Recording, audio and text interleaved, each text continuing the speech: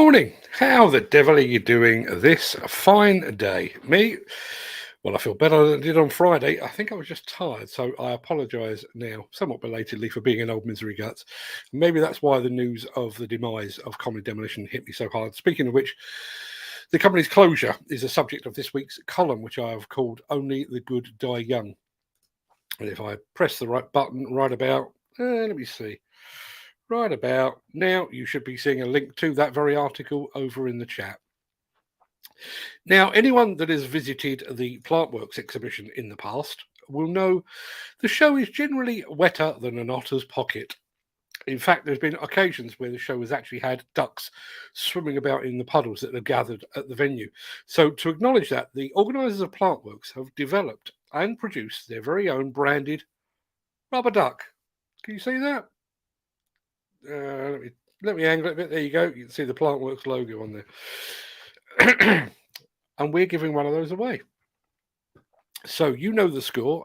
For your chance to win this fine specimen of waterfowl, just type the word duck, D-U-C-K, into the chat.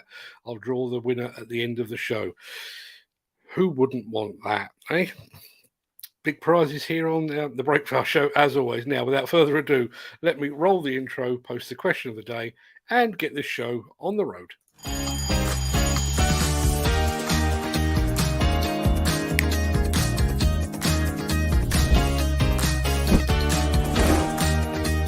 Welcome to the Breakfast Show. I'm your host, Mark Anthony.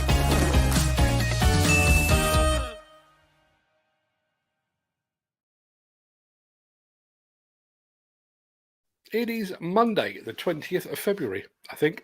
Welcome to the Breakfast Show. I am your host, Mark Anthony. In today's show, the power of influence. Andorra echoes to the sound of an explosive demolition, and Komatsu shows off its pit loaders. Plus, Gryb Attachments. Yes, I said Gryb Attachments bares its teeth. And we'll get to all of that in just a second. But first, let's see who among the rich and the shameless will be celebrating a birthday on this day of days. Happy birthday! And it's many happy returns to photographer Ansel Adams and to movie director Robert Altman.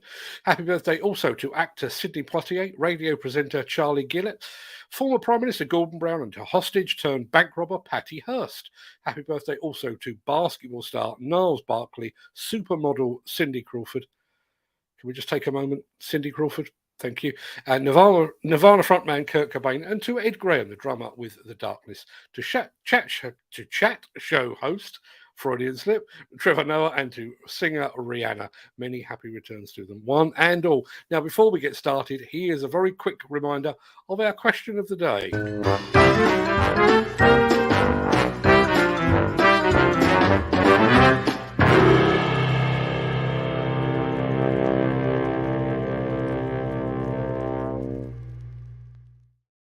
Yep. What is your biggest gripe about the UK construction and demolition industry? The floodgates are open. Have your say, because that is why we're here. I look forward to seeing what you've got to say about that. But first, all of this.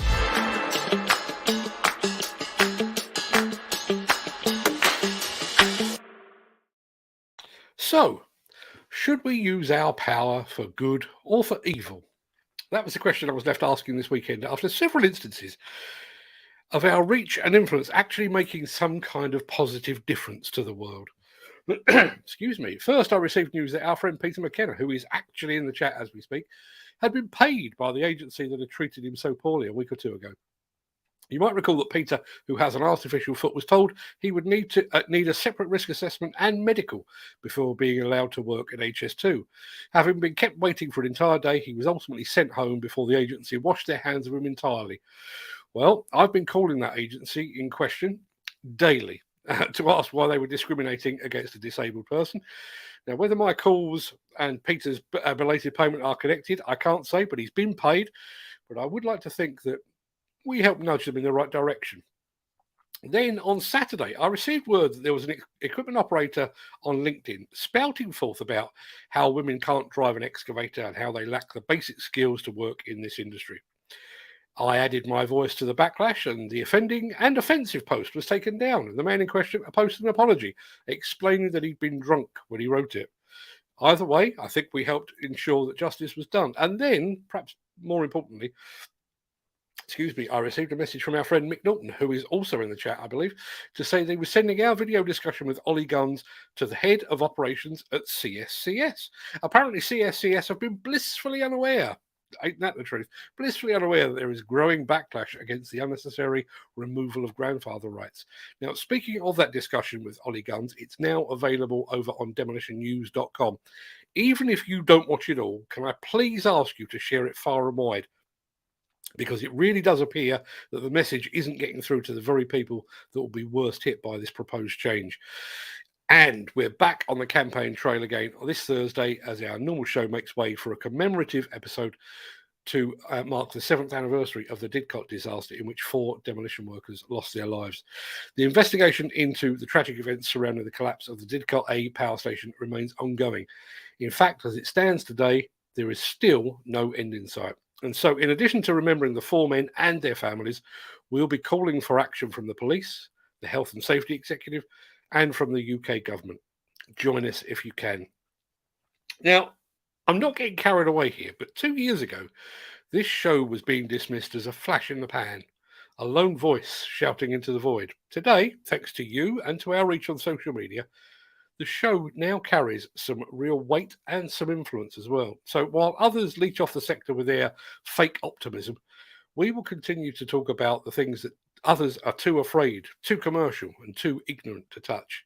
We will use our voice and our reach to try to make a difference, because, as the saying goes, if you don't stand for something, you'll fall for anything.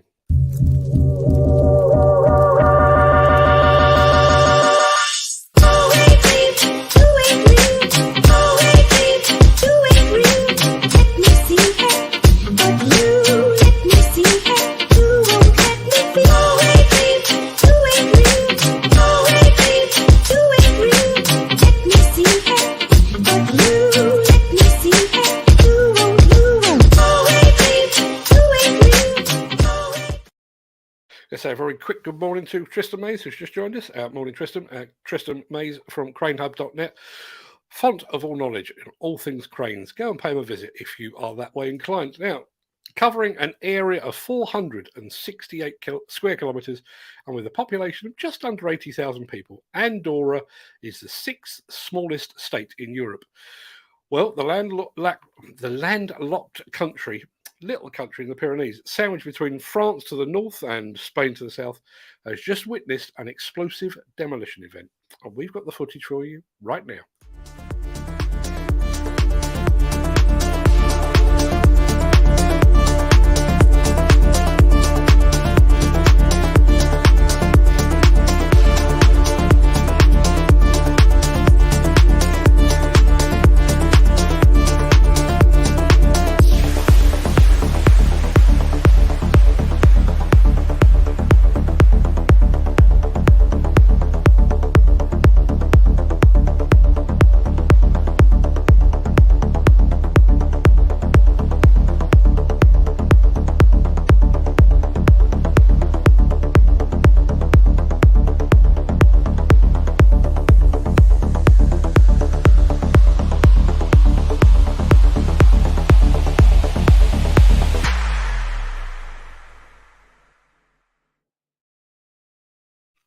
I wonder how many of Andorra's 80,000 residents actually heard the bang.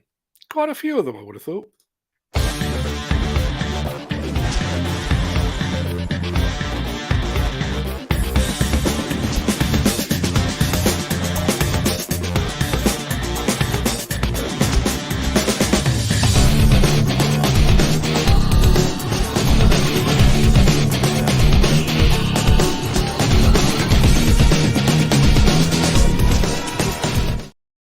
Before we move on, just a reminder, type the word duck into the chat. There you are, the Plantworks duck. Let me turn it so that you can see it without the glare. Plantworks duck, it's up for grabs. Just type the word duck, D-U-C-K, into the chat. We'll be drawing the winner of that a bit later in the show. Now, the Conexpo show is just 3 weeks away. 3 weeks away. In fact, I've already started to pack a bag with some of the stuff I'll be taking with me and that I really, really don't want to forget.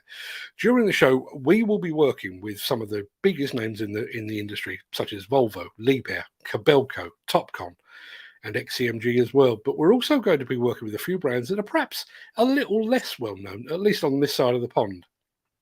And one of those companies is Gryb Attachments, and this is what they do.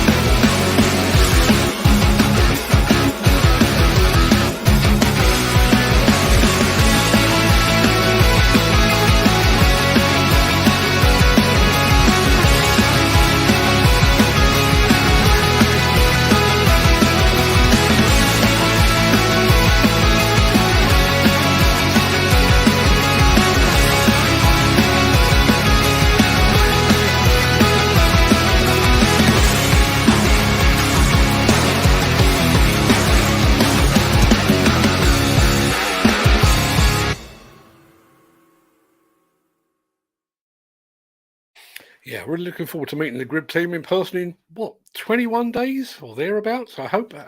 Just going to throw up a very quick one. Obviously, we all like the music. Head-banging tune, says Jim Turner, as he so often does. He also says beast of an attachment. Steve Williamson, who has obviously had some experience. Good attachments they do, well made and solid. They certainly looked it. Do you want to throw this one up? Not because it's blowing my trumpet, although it kind of is. Mick, morning, Mick. Mark, well done on your Talking Cards collaboration with Ollie Guns. It was a superb piece of work. Let's send it far and wide. Yeah, let's do that. It is on YouTube now. It is also on demolitionnews.com. Please share it far and wide. Not because I'm looking to be internet famous, not because I want to be a full-time YouTuber, although that's more or less where I'm headed, but because the industry needs to know. The message apparently isn't getting through. Even Ollie Guns, he says it very early in the interview with him. He likes to think that he's across the whole of social media and has his finger on the pulse of the industry. Until I released the video on the fact that grandfather rights were going away, he was blissfully unaware. So please share it far and wide. Even if you completely ignore the fact that I'm involved in it, please share it as far and wide as you possibly can. Now, we need a spot of this. Since the finance bill came into effect in April, the construction industry has seen a surge of fuel thefts. The rising cost of living has placed an additional risk of theft by employees and contractors, as well as opportunistic thieves. By using diesel dye and placing warnings of its use, you are sending a clear message that this is your fuel.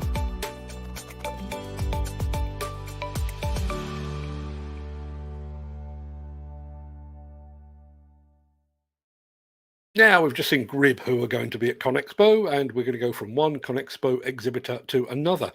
No trip to a major construction equipment exhibition is complete without a bit of Komatsu thrown into the mix. So ahead of next week's American Plant Fest. You can tell I'm used to saying plant theft, can't you? Ahead of next month's American Plant Fest, which I'm just told is about 18 days away. Here's a little something, in fact, on what Komatsu calls its pit loaders.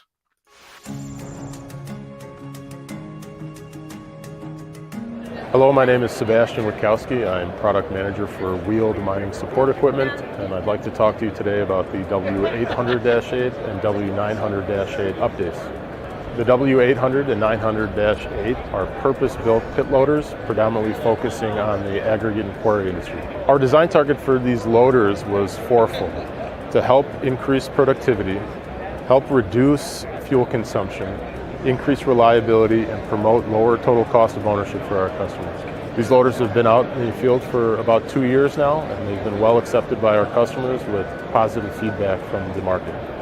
The W800-8 has a 6% production advantage and a 10% fuel consumption reduction over our prior model. The WA900-8 has a 9% production advantage and a 10% fuel consumption reduction over our prior model. The features that help promote productivity increases are smart loader logic, a throttle lock with brand new modulation clutch, and a closed center load sensing hydraulic system. In addition to that, we have some automated features, which are automatic dig and semi-automatic approach and dump. Smart loader logic is essentially an engine control logic that modulates torque output based on the application at hand. So essentially, you're getting power when you need it and fuel economy when you don't. The throttle lock with auto decel allows operators to set an engine RPM speed to help keep work equipment speeds high, and the auto deceleration works to help reduce fuel consumption when not in use. A new modulation clutch, which helps operators in V-cycle applications, allow for smooth approaches when dumping into trucks, and reduction in shock when shuttling between forward, neutral, and reverse. Combined with the closed center load sensing hydraulic system, this system allows us to provide the appropriate amount of flow for the application at hand, allowing for us to reduce fuel consumption when not in use and to help keep hydraulic fluid temperatures low as well. A few automated controls we're excited to talk about today is automatic dig, semi-automatic approach, and dump. And what these features allow the operator to do is to focus on the path of travel as well as reducing operator fatigue while remaining productive.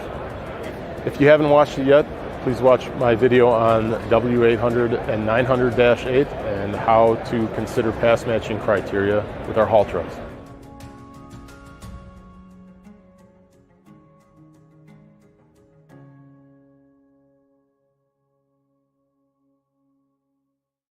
Yeah, I have no idea if Komatsu will actually be showing off its pit loaders at ConExpo. I guess they may be saving them for MineExpo next year. But if they are there in 18 days' time, I will be all over them. Now, I'm about to play you our lady telling you to subscribe video, which we play every day, which means that you have got roughly 20 seconds in which to type the word duck into the chat for your chance to win our little waterfowl there. So you've got, let me see, 1, 2, 3. You've got 14 seconds from now. Sorry to interrupt the guy with the funny glasses, but if you're enjoying this video, please hit the like button as it helps our channel. Or, better still, share this video with a friend or a colleague. Thank you. Right. Back to Beardy. Right, let's see who has won the duck. We've got 7 entries, I think. 7? Yep, we have got 7 entries. Yep, doesn't look like it. Oh, actually, we've just had one more come in belatedly on the rails. Jim Turner has just added his name to the list. So, did the latecomer win, or has it gone to somebody else? Let's find out.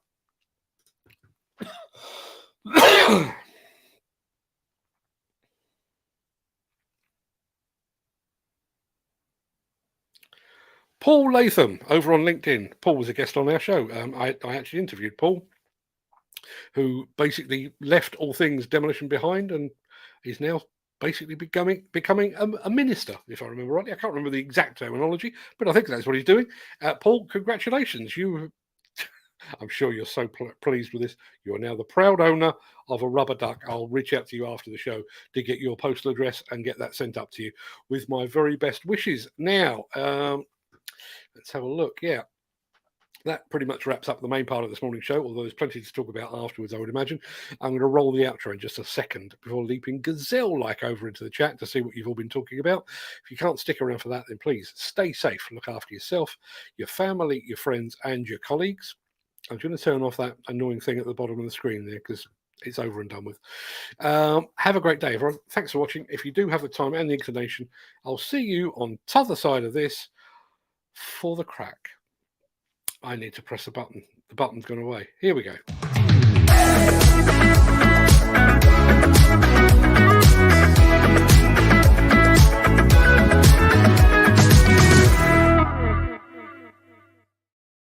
Right, I'm going to change it up a bit with the music today. Oh, that sounds lovely. How are we doing, everyone? Happy Monday. Apologies once again for being in our misery guts on Friday. Just the week kind of caught up on me.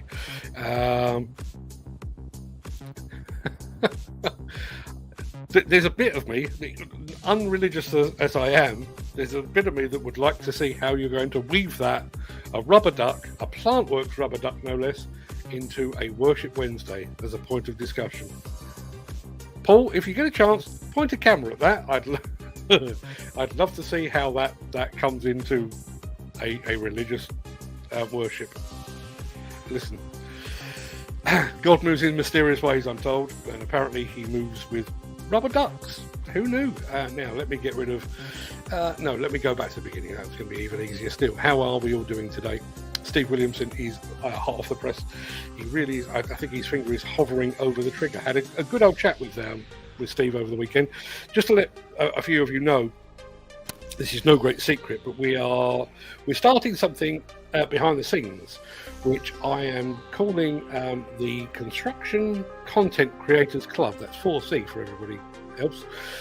There's a whole heap of people like Steve Williamson, like Nick Drew, like Peter Haddock, like Ben the Operator, like Ollie Guns, like Katie Kelleher, like Tristan Mays, and I'm missing people, Al Grierson, and so on down the line, who either enjoy or sometimes even make a living out of creating content over on YouTube, Facebook, LinkedIn, TikTok, Instagram, whatever it might be.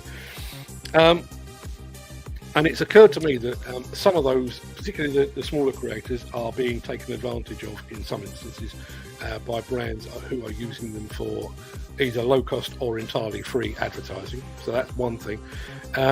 There's also been a bit of a move with some content creators being signed to agencies. No issue with agencies whatsoever, but those agencies do take a cut. So if you are a budding influencer content creator, yes, you may get more work out of it, but you've got to share it with somebody else. Is that the right thing? The other thing, and to be honest, it was one of the things that really prompted me to do something about it. Content creation is an incredibly, I don't want you to break out the violins, but it's an incredibly lonely occupation. It's not the sort of thing you talk to your friends about. You don't go down to the pub or your local coffee shop and tell people that you produce videos of diggers for a living, because they'd look at you like you'd just landed from Mars. So you do a lot of people tend to do it on their own and do it in the sort of the quiet of their bedroom and tucked away, and they don't get to often speak to other fellow content creators to find out how they're getting on, things that will make their channel better, things that are making their channels worse, and so on down the line. So having established, between myself and Fred, we've now got a global audience of well over 1 million people, and you know we've learned the hard way in some instances, and we've made it up as we've gone along. But we've already done a lot of the donkey work that some of the smaller influencers and content creators are struggling with. So we have created. It's completely informal. There's no money changing hands. This is just basically an opportunity to get a bunch of content creators together, and we're going to be hosting our first. And it's going to be private because, before we roll it out properly, but our first event is going to be on the 1st of March. I'm going to be hosting it using this platform, but it will be tucked away in private. And I think we're allowed to have up to 12 people on this, and I think we've already filled our quota. So looking forward to that, because not only am I hoping to impart a bit of knowledge, I'm hoping to learn a bit as well. I consider myself to be pretty good at YouTube, consider myself to be pretty good at Instagram. I know squat about Facebook, and I know even less about TikTok. So looking to get some feedback from the audience. So just so you're aware, that's one of the things we're working on in the background. Ken Hatcher was second off the mark. Morning, Ken. Thank you very much indeed for being here. Sorry you missed out on the duck, but I will tell you, underneath my desk, there are another 5 ducks. There are another 6 Plantworks woolly hats. There's another 6 Plantworks baseball caps. And there's another 6 Plantworks bags as well. And we'll be giving those away over the coming days and weeks as we get towards the show. So keep watching. If you fancy a woolly hat, a baseball cap, a bag, or a duck, and who doesn't want a duck, keep watching, because there'll be plenty more opportunities to win. Peter McKenna is here. He says morning all, and Peter should be getting the biscuits in because he has now been paid long overdue, should never have been given the runaround, but we got there in the end. So congratulations on that, Peter. Gary Muirhead, our friend Gary Muirhead, is here as well. Good morning, Mark. Good morning, guys, and thank you very much indeed. Thanks for the message after Friday's show, Gary. As I say, apologies for being a misery guts. Just the week caught up. Let's just leave it at that. Feeling a lot better this morning, but it's Steve Williamson's turn. Tired this morning.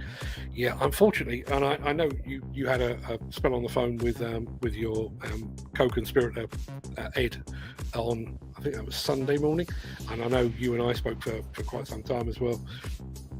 It's full time, isn't it? You know, you're away from work. You're not actually digging holes or weaving your tilt rotator in the air, but you are still working on all of this stuff. Much the same as this. I mean, part of this show was scripted yesterday afternoon. Nick Drew will be able to relate to that because I know he does a lot of his blog posts for the week over the weekend. Morning, Mark. Morning, gang. Morning, Nick. If you're interested to see what the fine folks at Rockback are going to have on display at ConExpo, you have 2 choices. First choice for right now is you go over to the Digger Man blog and find out what Nick Drew has to say about what Rockback are going to show, or alternatively check back here during and after the ConExpo show, because we are actually working with Rockback while we're over there. I say we, it's another Fred deal in the bag, but yeah, that's the way it is. So yeah, go and check out what Nick has to say, and then we'll report back with the video evidence of what Nick has to say during and after the show.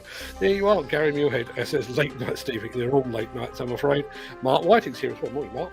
Thank you very much indeed for joining us. Always good to have you in the chat. My question of the day. No, that wasn't the question of the day. There you go. That's my column for this week. Only the good die young. Talking about the demise of Comedy Demolition and unfortunately the untimely passing of its former managing director, Richard Comely, back in 2013. Lovely to go and give that a listen, or a watch rather, or a read better still, because it's not a video and it's not an audio. Go and read it. It's over on demolitionnews.com right now. Alfred Mick is in that, or 2 Micks in the house actually. Morning, Mr. Saunders, how are you doing? Gary Muirhead went for the duck and got nowhere. Steve Williamson went for the duck, got nowhere. Peter McKenna went for the duck, got nowhere. But as I said, there's another 5 of those to give away. Now, this is. I'll come back. My quote of the day, or my quote of the day, my question of the day today was: what is your biggest gripe about the construction industry? I'm not going to dwell on it because it's meaningless and pointless, but there is somebody out there who believes they are a rival to this show, and they are now doing a weekly live stream show, which they claim will be the positive take on the industry. Good luck with that, I say, because as you're about to hear, how about this for a first answer? What is your biggest gripe about the construction industry? No one seems to care anymore. Let's see you put a positive spin on that. Peter McKenna says, the idiots that won't get out of bed for minimum rates. Steve Williamson says, lack of pride in work. The mindset now is looks fine, or not paid enough to do that, and I'm here to get paid and go home. So, as I say, go put your positive spin on that, people, and see how that suits you. Mick Norton says, committee members are only professional by virtue of their attendance. Yep, I'll take that one.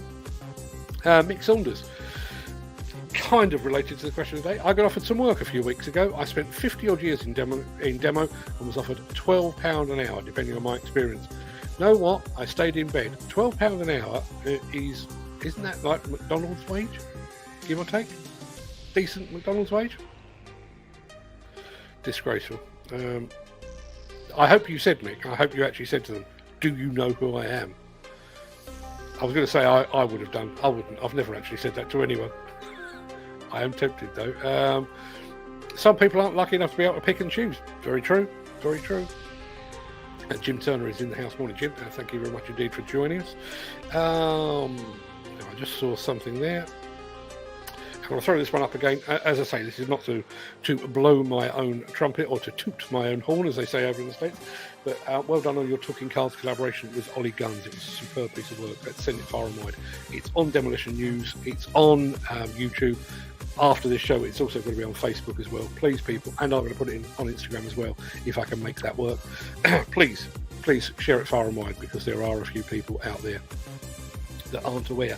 And I've just mentioned the fact that we've got this get together of the content creators, the Construction Content Creators Club, on the 1st of March. Interesting that Mick Norton has actually just said collaboration there. That's one of the other ideas I've got in mind.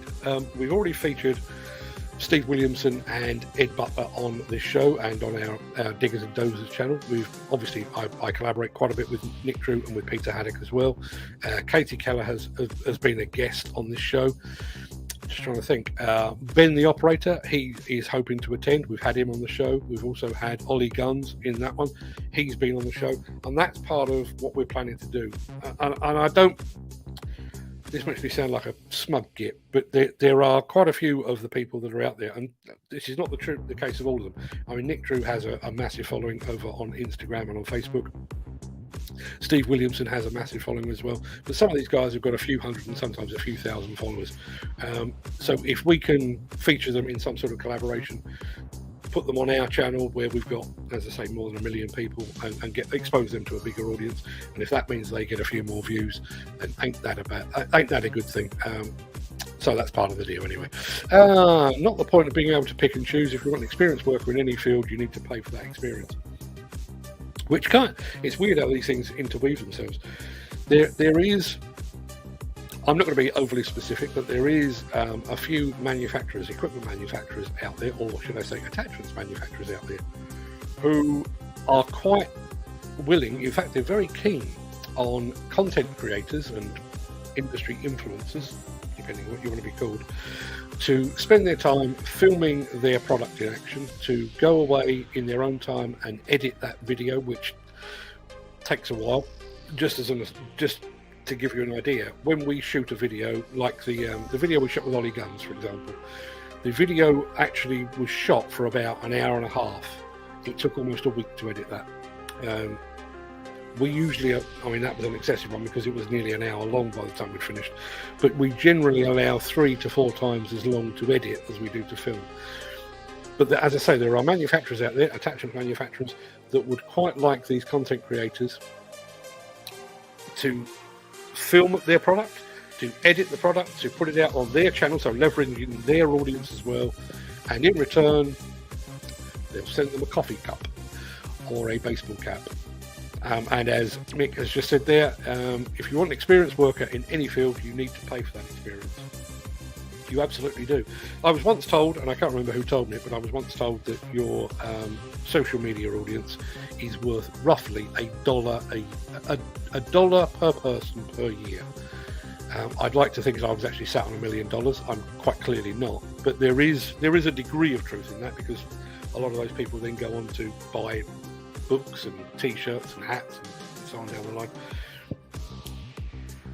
So given the fact that they do have that value, if you've got 1,000 followers on your Instagram channel, or if you've got 1,000 followers on your TikTok channel, if a company, a manufacturer, wants to leverage that, if they want to put their product in front of your audience, they should be paying roughly £1,000 or $1,000. But they're not. They're sending you a coffee cup. Beast of an attachment, says Jim. So that was the Gryb, and I'm saying Gryb I may actually get over to the States and find out it's pronounced Gryb.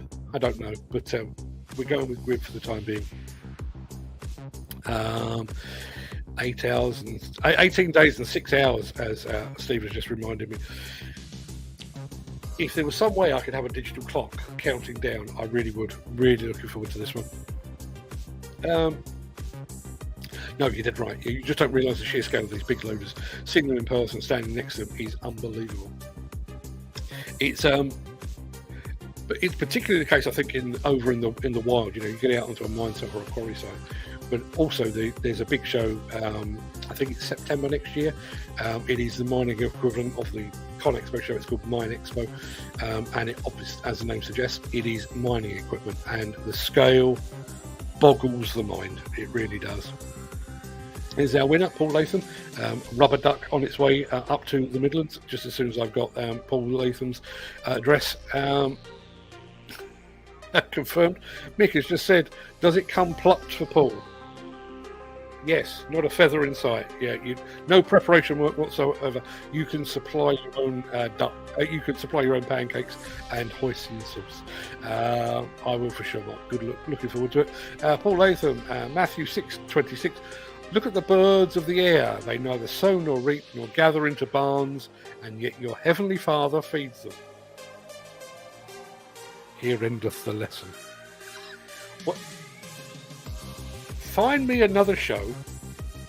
Find me another piece of content in the greater world out there that can combine demolition, diggers, rubber ducks, and the Bible.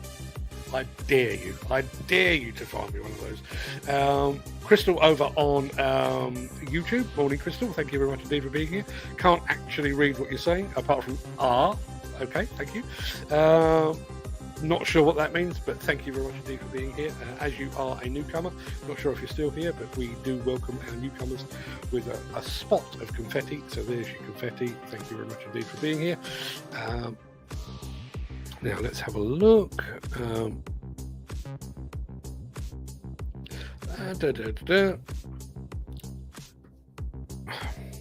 Bear with me, just lost me place. The thing with running groups and doing the videos and pics, etc., you have to stay ahead of the game. Take a day off and you're already behind. Yeah, you're absolutely right. I mean, I'll say this to anyone that cares to listen. I have just over 150,000 followers on Instagram. My son Fred has close on 400,000. In addition to that, he's now not that far away. Just so you know, when you get 100,000 subscribers on YouTube, YouTube sends you a silver play button, like a plaque, and he is homing in on that. How do you do it? There is not a shortcut. There is not a magic bullet. There is not some sort of secret sauce or anything like that. It is consistency. The way both Fred and I built our Instagram audience was to post 3 times a day for years. 365 days a year, 3 times a day at 12 o'clock, that's 12 noon, at 3 o'clock in the afternoon, 6 o'clock in the evening. And that way we would catch the UK audience, we'd catch the American audience, and then we'd catch the rest as well. And that is how, between us, we've come up with over 500,000 people purely on Instagram. That's without what we've got over on Facebook and on YouTube as well. And it's just a case of just doing it and doing it and doing it some more. So it is a full-time job. It always makes me laugh. You see the YouTubers talking about going all in on YouTube. There's no other way. You're either into this stuff or you're not. You can't dabble. Which again is why I'm here every single day. You know, if I started to miss days, although I'm going to miss one fairly soon, if I started to miss days, people would stop showing up, and then we would see a decline in the audience. Jim Turner, question of the day: folk not being able to get machine hours under their belt without a ticket, not being able to get a ticket without the experience. And there's another follow-on from that. Tier 1 contractors insisting that you have the right training, and yet refusing to allow any training to take place on their precious sites. Yeah. Dan Cullen says, morning guys, good morning to you as well, Dan. Thank you very much indeed for being here. Mick Saunders, the question of the day: what is your biggest gripe? The whole setup of the industry card system. I think you will have some support for that. That's a great idea, Mark. I tend to limit myself to one good idea per year. Hopefully this will prove to be that idea. I had a conversation with a mate, says Mick Saunders, at the weekend. He said there are 27 people working in the office and he has 5 blokes on site. What the hell is going on? Yeah. And unfortunately, I mean, obviously, it's complete lunacy. But I wonder if we have a choice these days. You know, we have entire departments within demolition and construction companies now that are dedicated entirely. They don't own a hard hat. They don't own high vis. They don't own site boots or goggles or gloves. Their job is to stay abreast of rules, regulation, legislation, environmental standards. That is their full-time job, and it's become so skewed.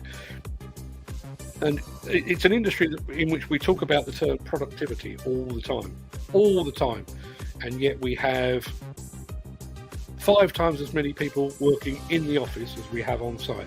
It's a wonder anything ever gets done. Why do you edit the videos, in my opinion, better without editing, as people see it in full?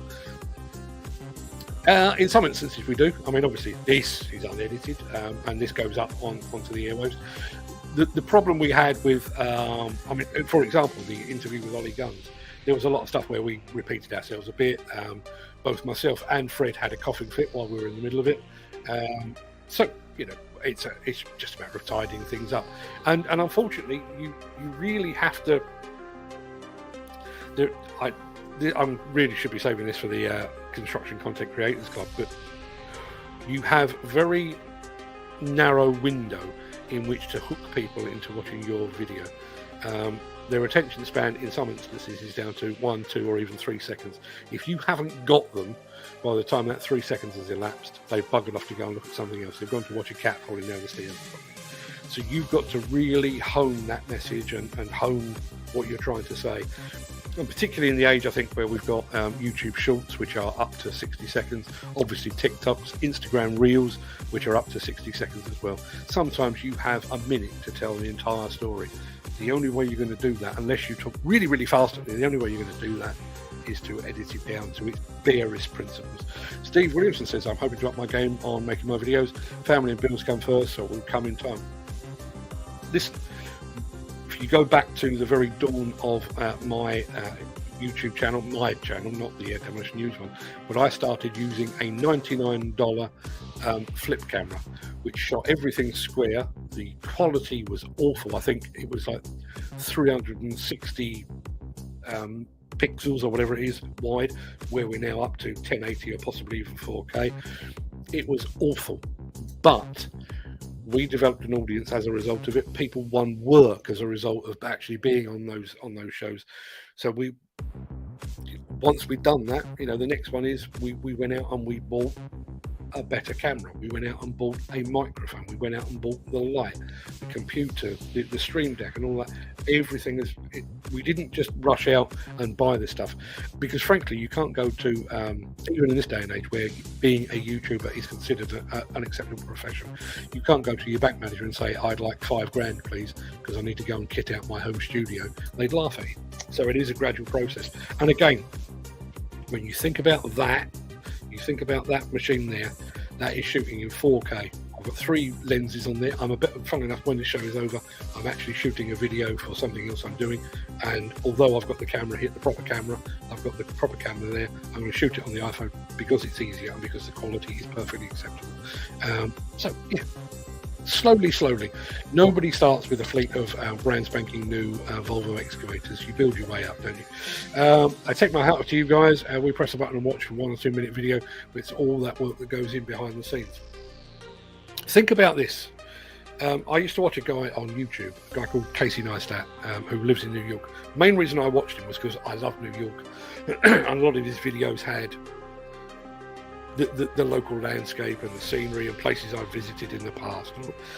But Casey Neistat, basically for about 4 years, vlogged his entire life. Every single day, 7 days a week for about 4 years. And imagine living your life like this. So he used to get up in the morning and the camera would be by the side of his bed and it would film him waking up. It would film him coming out of the shower. It would film him going out the front door. He'd then have to go back to get the camera to take it with him. He would then go for a run. He would run with the camera, and then he would put it somewhere so that he could run past it. He would then pick the camera up again and do something else. And all of this went on all day. Every time he ate something, every time he had a cup of coffee, every time he met with somebody, the camera was there. And all of that, I mean, hours and hours and hours and hours of footage. At night, 2 o'clock in the morning, dumped into a computer so that he could go through, edit it, and weave some kind of narrative of his day to be uploaded so that people like me could tune in the following day and find out what Casey Neistat did the day before. Think of that from Steve Williamson's point of view. It's tempting to think, I think, I mean, obviously Steve's key specialist area is tilt rotators, and it's tempting to think that you can film a tilt rotator, you know, doing its dexterous thing of this, which is fine. You can do that.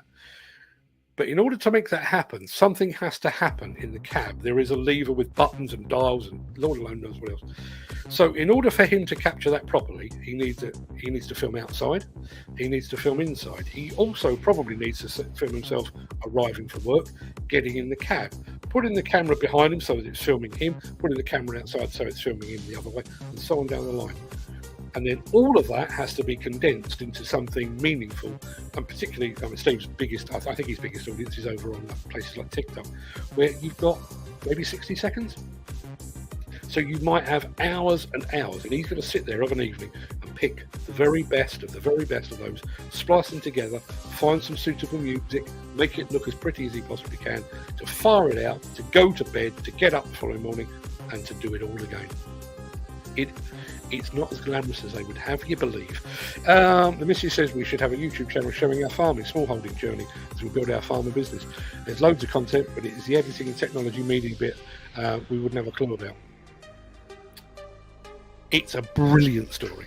It is a brilliant story. Do it, honestly. Because think about it from this point of view. Particularly on YouTube. YouTube is the second biggest search engine in the world. And lots of people are out there, and their first port of call, if they want to know something, is to go to YouTube, which is precisely why the biggest search term on YouTube is how to, followed by whatever else it is. So how to is the biggest search term on the second biggest search engine in the entire world. There will be people out there, how to start a small holding, how to start the farm, how to erect a fence on a farm, how to feed your livestock on a farm, and so on down the line. If you have the answer to those questions, your channel will go through the roof. And if you think about the current timing, where we are obviously in a bit of we're in a crisis in terms of cost of living, there will be people seeking an alternative lifestyle, maybe giving up the rat race in the city where they are nothing but expendable rather, and taking themselves off into the countryside to possibly run a small holding. If you have the content, and bearing in mind, you could do it all on that, for one thing. You can also edit it on that. Every iPhone comes with iMovie, which we still use daily. Still use it daily. We've got some fancy packages as well, but we use iMovie daily. You could do that entire thing from there. You could even upload it from there. You can manage your channel from there. And you can learn how to do all of it by searching how to on YouTube. Easy. I'm now on 41k on my tilt rotator operators group on Facebook. Think about that. And I mentioned this when I was up at the Volvo event up in Eskilstuna, middle of last year, thereabouts. I was with Martin, the guy who runs the Norwegian Earth Mover channel over on Instagram, and he was saying, I've only got 10,000 followers. He'd obviously checked out our channel, and I've only got 10,000. Imagine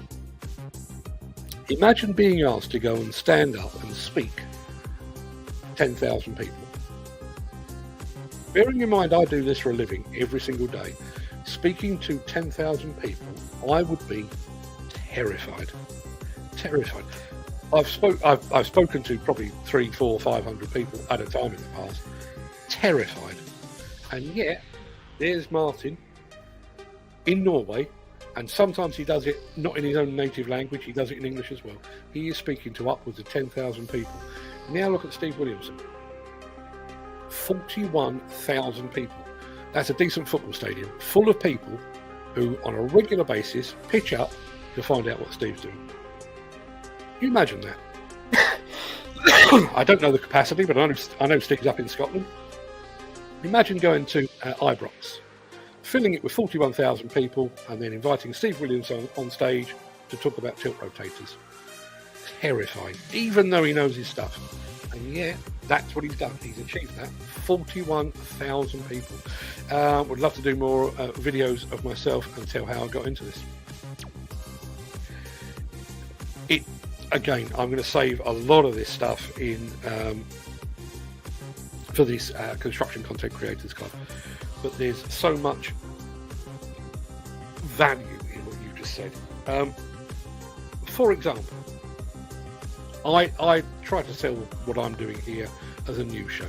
It often is, but there's a lot of comment in it, so I'm giving my own opinion on stuff, good, bad, and indifferent. But those that tune into this show regularly know that I'm married. They know that I've got 4 kids. They know that my son Fred works with me. They know that I've got a couple of boxer dogs. They know that my parents died last year. They know that I like to go fishing. They know all of these things about me. And the reason they know those things is because that's part of building a community. You know, it's not good enough just having some faceless individuals. I was saying this to somebody a little while ago. You know, to build a YouTube or a Facebook channel or a TikTok or an Instagram of 10,000 people, you know, if you're committed, not hard.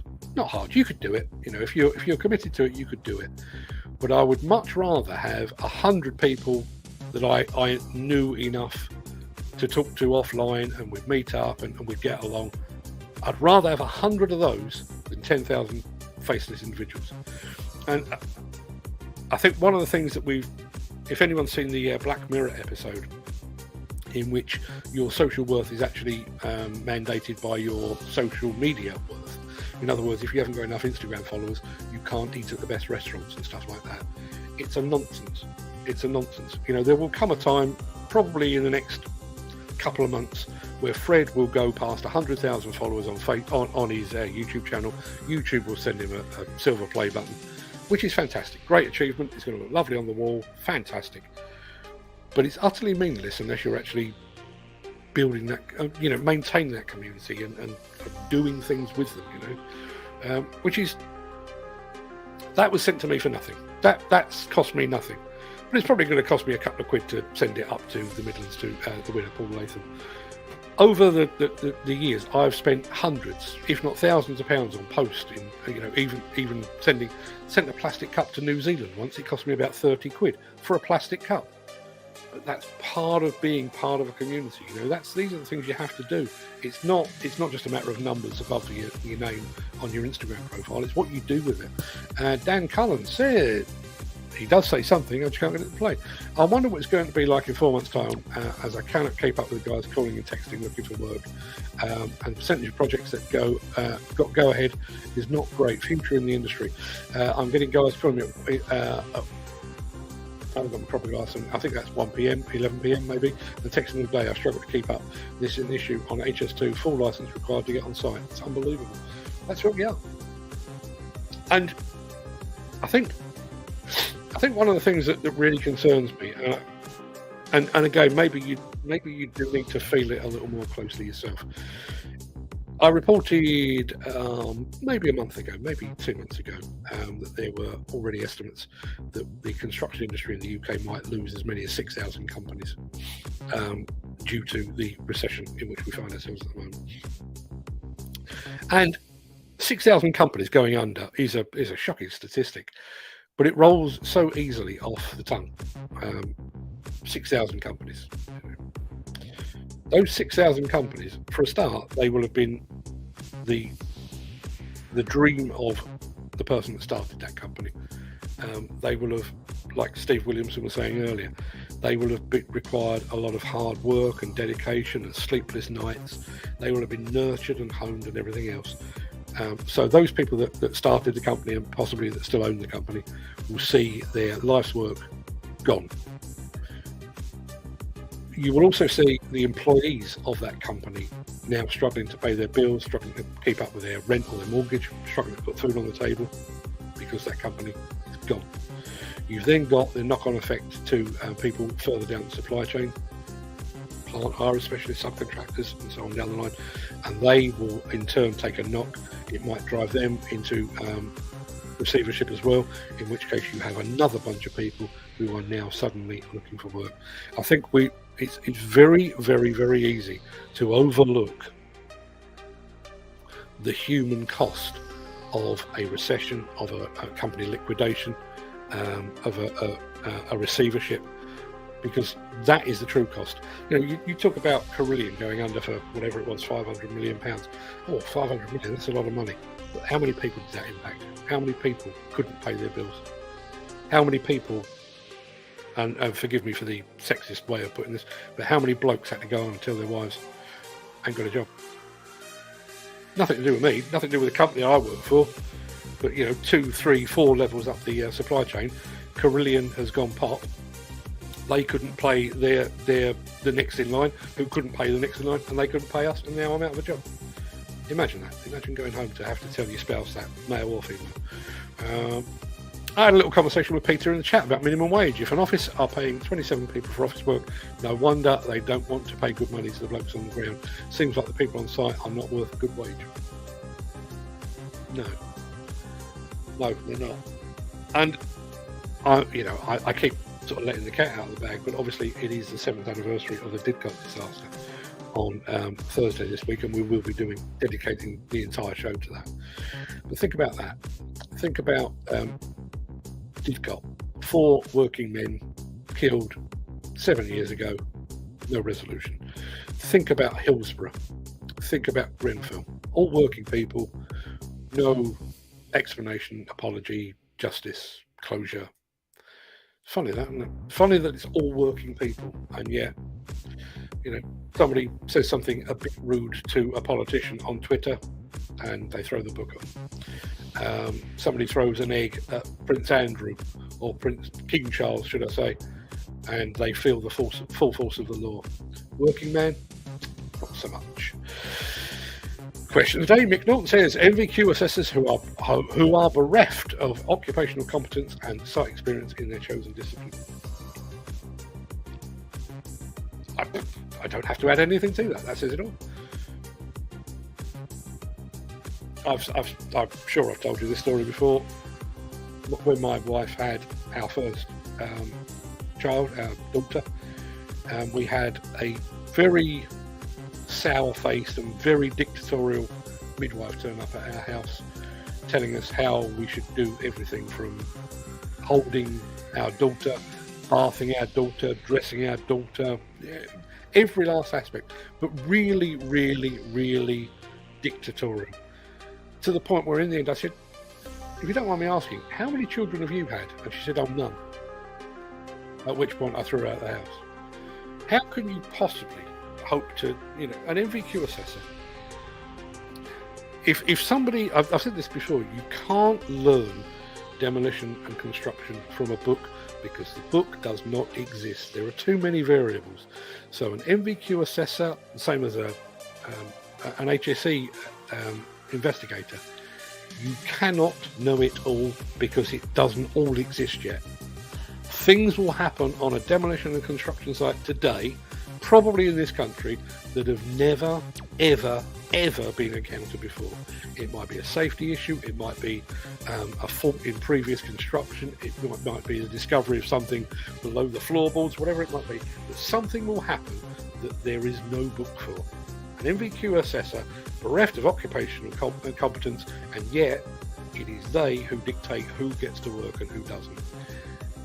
'Tis bullshit, I say. Thanks for that, Mark. More than welcome, Steve. That is part of what we have in mind for the Construction Creators Competence Card. The Construction Creators, the Construction Content Creators Club. I will need to practice that before the 1st of March. But as I say, it's support network for other lunatics who do this kind of thing. That's what we have it there for. Most of our stuff is repurposed or homemade to save a bob, so others might actually find it useful. Look at the success of the various. I wish I could remember. There's an American something pickers. I can't remember what it's called. Unfortunately, Fred isn't in the chat now. But there are people that go. There's an American TV show where people go from one scrapyard and thrift store or whatever, and they pick stuff up and they repurpose it and they sell it. People love that. We've had the Scrapyard Challenge here. We've had Scrap Kings here in the UK. People making do with something else. Jim, I promise you, there is not just a great story to be told, but I also think there's possibly some money to be made. I think you would find a willing audience for that. Couldn't find a bigger chicken. Now cannot find a. Couldn't find a bigger chicken, now cannot find a bubble. You're going down, Sonny Jim. I don't know what that means. I don't know. Rick, tell me. I must have missed part of the conversation. I really don't know. So, let me recap. On Thursday this week, we are going to commemorate the 7th anniversary of the Dig Club disaster with a show. It will be unlike this. It's just going to be chat. No ads, no video, no fancy graphics, no music, just that. I think that the 4 guys that were killed deserve nothing less than that. And then on Tuesday next week, I won't be here. Fred and I are on a filming mission up in the smoke.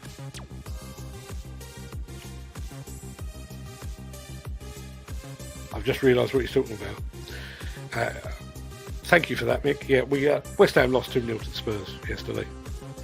Losing any time is bad. Losing to Spurs, not quite as bad as losing to Millwall, although, as most people know, we very, very, very rarely do that. But yeah, very, very unpleasant. Could have ruined my weekend, but having been such a misery guts on Friday, I was determined to come back bright-eyed and bushy-tailed today. So I'm trying to let it flow like water off a duck's back. You see, this is why they pay me the big bucks. Comedy gold I serve up for you every single day. Right, people, go have a good time for today. I'm going to be back here again tomorrow. Tomorrow and Wednesday is going to be the usual fare, whatever that is. Thursday, a bit different. Friday, back to the usual. And then, as I say, on Tuesday next week, we won't be here, but it's only for one day. And if all goes according to plan, I'll pre-produce a show so that the show will air, even if I'm not here to actually press the buttons. Give you the idea. Be good practice for Conexpo anyway. So, people, Nick says, have a good one, mate. I'm off for walkies with the hound. Fine way to spend the morning. I'm off for a much needed cup of tea. So, everybody, go have a damn fine day. I'll see you again tomorrow. Thanks for all your input. Got to come up with a question of the day tomorrow. If anyone's got any suggestions on that, lighten the load for me a little. Yes, go have a good one. I'll see you all again very soon. All the best.